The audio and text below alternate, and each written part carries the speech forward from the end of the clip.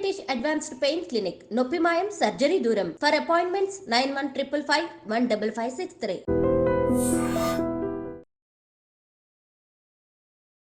Hi guys, welcome to I dream. నేను మీ చాణక్య. పుష్ప గురించి రికార్డులు ఎక్కడ పడితే అక్కడ, ఎక్కడికి వెళ్ళినా బ్రేక్స్ పడుతూనే ఉన్నాయి.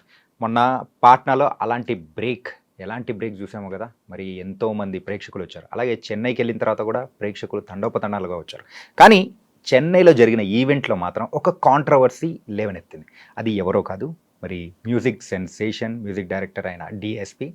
అసలు ఎందుకు అంత కోపం వచ్చింది, ఆ కాంట్రవర్సీ ఇంత పెద్దగా అవడానికి గల రీజన్ ఏంటి, అసలు డిఎస్పికి కోపం ఎందుకు వచ్చింది అనే దాని గురించి కూడా ఇప్పుడు మనతో మాట్లాడదాం. మనతో మాట్లాడడానికి ఇప్పుడైతే ఫిలిం క్రిటిక్ మరియు సీనియర్ జర్నలిస్ట్ భరద్వాజ్ గారు ఉన్నారు. ఆయనతో మాట్లాడదాం. సార్ నమస్తే. సార్ నమస్తే సార్. పుష్ప గురించి అందరూ అని హైప్ ఎక్కించుకుంటూ అరే మూవీ ఎప్పుడు వస్తుందని చెప్పేసి అనుకుంటూ ఆ టైప్లో ఉన్నారు. కానీ మొన్న చెన్నైలో జరిగిన ఈవెంట్లో కానీ అందుకు మ్యూజిక్ డైరెక్టర్గా వర్క్ చేసిన డిఎస్పి మాత్రం కొంచెం అంటే కోపంగా రొసరొసలవుతూ మరి యలమంచిలి రవి గారి మీద కోప్పడ్డారు. ఏంటి దానికి కారణం ఏంటి? ఇండస్ట్రీ మొత్తం అదే ఇప్పుడు టాక్ నడుస్తోంది. అంటే ఈ నేపథ్యంలో గతంలో దేవిశ్రీతో చేయించుకుని విడాకులు ఇచ్చినటువంటి డైరెక్టర్ల చిట్టా బయటకు తీసి మాట్లాడుకుంటున్నారు. యా, అంటే త్రివిక్రమ్ శ్రీనివాస్ మొదట్లో దేవిశ్రీతో కొనసాగాడు, తర్వాత ఆయన వేరే మ్యూజిక్ డైరెక్టర్ షిఫ్ట్ అయిపోయాడు. అలాగే బోయపాటి తను దేవిశ్రీతో కొనసాగి వేరే మ్యూజిక్ డైరెక్టర్కి షిఫ్ట్ అయిపోయాడు. ఇలా వరుసగా ఎంతమంది షిఫ్ట్ అయ్యారు దేవిశ్రీ నుంచి అనేది ఒక లిస్ట్ ప్రిపేర్ చేసి ప్రపంచంలో మాట్లాడుకుంటున్నారు. ఇది ఎందుకు జరిగింది అంటే ఈ సినిమాకి సంబంధించి పర్టికులర్గా ఇప్పుడు సుకుమార్ కూడా అదే బాటలో వెళ్ళబోతున్నాడు అనేది చర్చ. అదే జరగబోతుందేమో అనిపిస్తుంది సార్. అనిపిస్తోంది. కానీ ఆయన నెక్స్ట్ చేయబోతున్న సినిమా రామ్ చరణ్తో. ఆ సినిమాకి సంబంధించి ఆల్రెడీ ఒక ప్రకటన చేశారు. అందులో మ్యూజిక్ డైరెక్టర్గా దేవిశ్రీ పేరే మాట్లాడాడు ఆయన. కాబట్టి ప్రస్తుతానికైతే ఆ డిస్టర్బెన్స్ కనిపించటం లేదు. ఉంటే ఉండొచ్చు కూడా.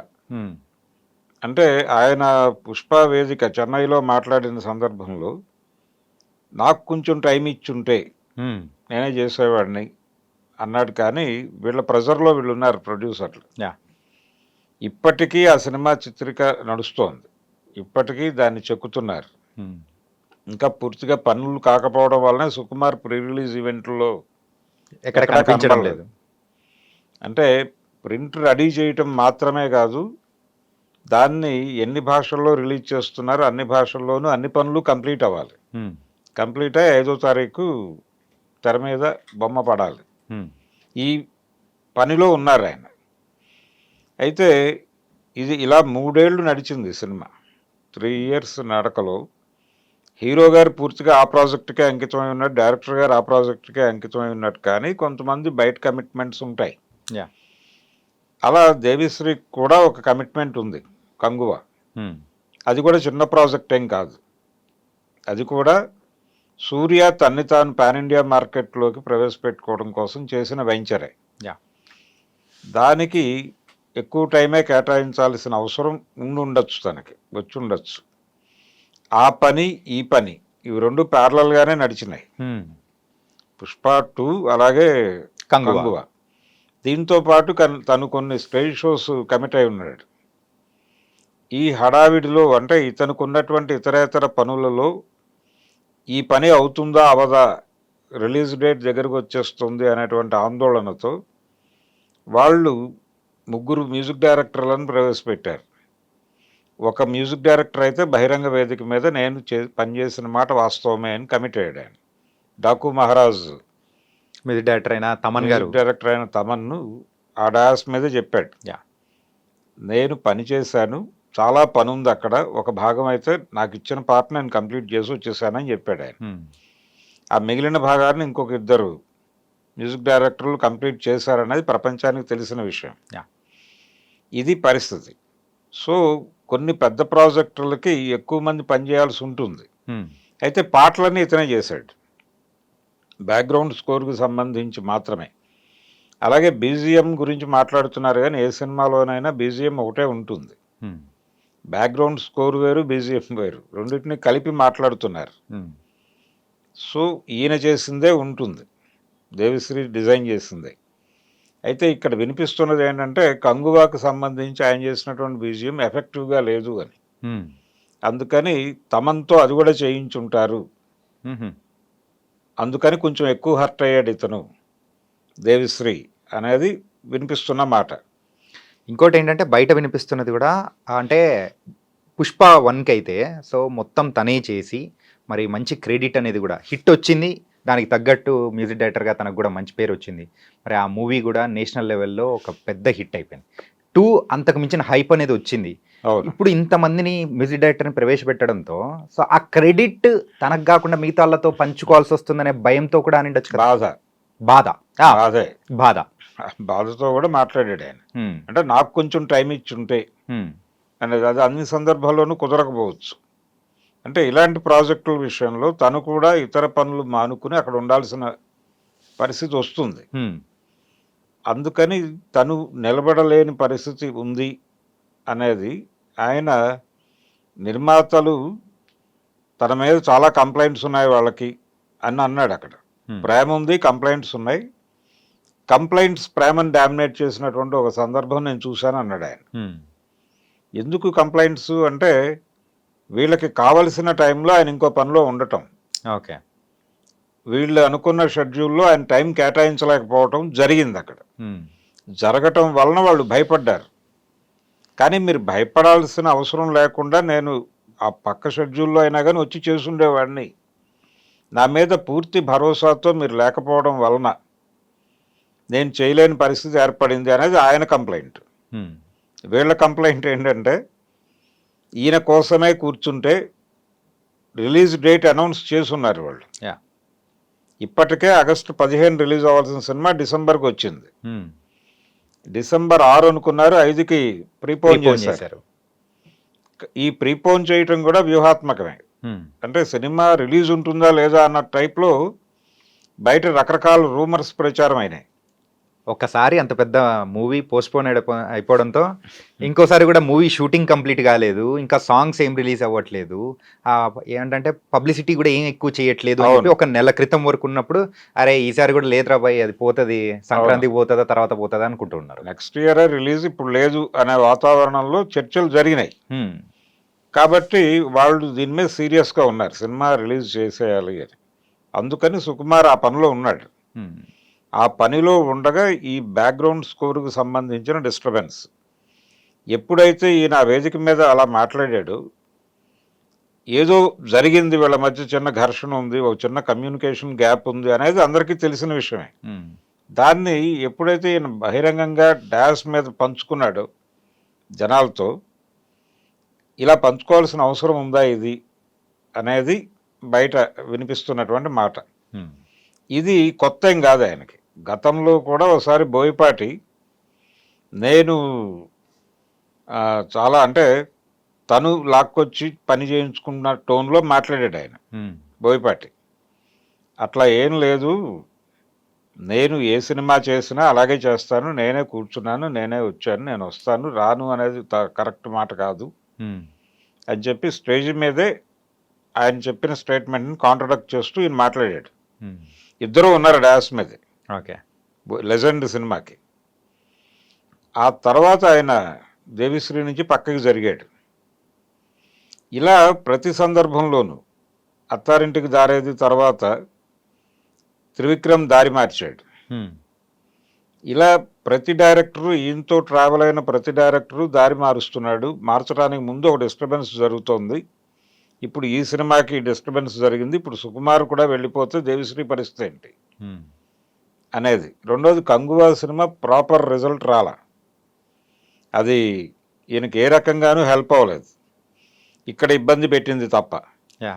అందుకని దేవిశ్రీ భవిష్యత్ ఏమిటి అనే దాని మీద చర్చ జరుగుతోంది ఇప్పుడు. అంటే తను ఈ టైంలో, ఈ కష్టకాలంలో అలా బహిరంగ వేదిక మీద అలా గొడవ పడటం కరెక్ట్ కాదు అని. ఇప్పుడు రేపు దానికి ఇంకా ఈవెంట్స్ ఉన్నాయి, చెన్నై ఈవెంట్తోనే అయిపోలేదు. ఈ తర్వాత ఈవెంట్స్లో ఆయన కనిపిస్తాడా లేదా అనేది వినిపిస్తుంది. రేపు అంటే ప్రొడ్యూసర్లు ప్రాజెక్టు దాని ఇంటిగ్రిటీ ఇబ్బంది పడుతుంది కాబట్టి ఆయనతో ఘర్షణ పడే పద్ధతిలో ఆయన మాట్లాడింది కొంచెం కాంట్రవర్సీ అయింది, కానీ దాన్ని కూడా సినిమాకు ఉపయోగపడే పబ్లిసిటీగానే వాళ్ళు భావించవచ్చు. ఓకే, భావించి ఫర్దర్గా ఈ గొడవని పెంచడం ఈ ప్రాజెక్ట్ వరకు. తర్వాత ఏంటనేది వేరే గొడవ. అంటే మైత్రి మూవీ మేకర్స్తో వచ్చేటువంటి తర్వాత సినిమాల్లో దేవిశ్రీ ఉంటాడా లేదా అనేది పక్కన పెట్టేస్తే ఈ ప్రాజెక్ట్ ఇంటిగ్రిటీని ఇబ్బంది పెట్టే ప్రయత్నం వాళ్ళైతే చేయరు. నెక్స్ట్ ఈవెంట్స్లో ఆయనతో మాట్లాడించే ప్రయత్నమే చేస్తారు. అంటే మేమందరం ఒక్కటిగానే ఉన్నాము అనే ఒక ఇండికేషన్ ఇచ్చే ప్రయత్నం అయితే జరుగుతుంది. మిగతా ఈవెంట్స్ అయితే 4-5 ఉన్నాయి కాబట్టి అందులో ఎక్కడో చోట అందులో మాట్లాడిస్తారు.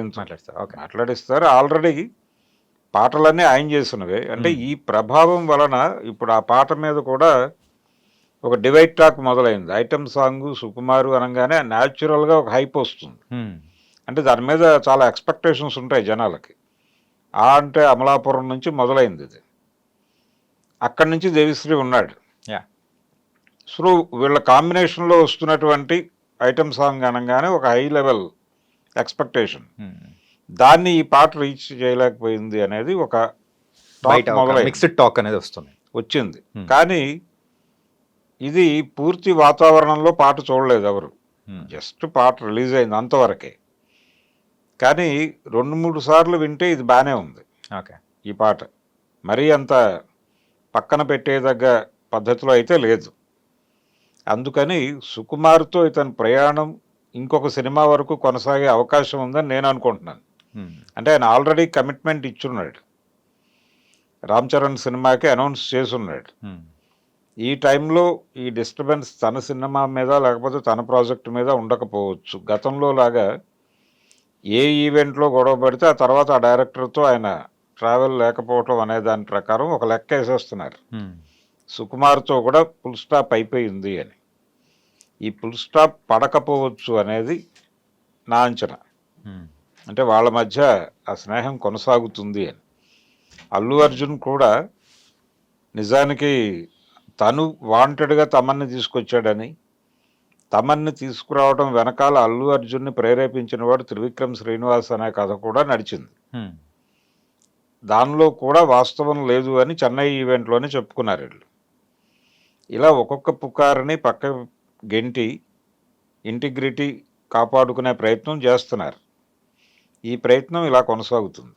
నెక్స్ట్ వెంచర్లో సుకుమార్ పరిస్థితి ఏంటనేది అప్పుడు డిసైడ్ అవుతుంది. దేవిశ్రీకి ఎవరితో గొడవ జరిగినా కానీ అదృష్టం మాత్రం తమనికే దక్కుతుంది సార్. అంటే మధ్యలో రెహమాన్ వచ్చాడు కదా. ఇప్పుడు ఇంతకుముందు బుచ్చిబాబు సినిమాకి కూడా తను పనిచేశాడు కదా. ఆ తర్వాత ఇప్పుడు రెహమాన్ వచ్చాడు రామ్ చరణ్తో చేస్తున్న ప్రాజెక్టుకి. ఇలా రకరకాల ఉదాహరణలతో రకరకాల కథనాలు సర్క్యులేషన్లోకి వచ్చేసినాయి. ఇప్పుడు దేవిశ్రీ ఒక కాంట్రవర్షియల్ క్యారెక్టర్ కింద మారింది. ఈ కాంట్రవర్షియల్ క్యారెక్టరు ఆయన కెరియర్ ఎలా నడుస్తుంది అనేది.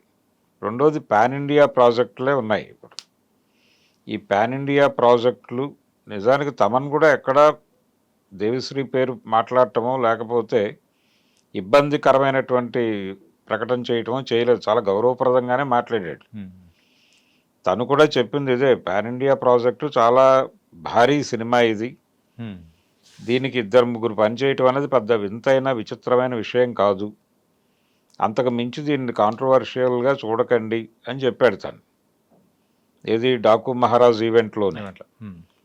గతంలో కూడా ఇలా ఒక సినిమాకి 2-3 మ్యూజిక్ డైరెక్టర్లు పనిచేసిన చరిత్ర ఉంది మనకి.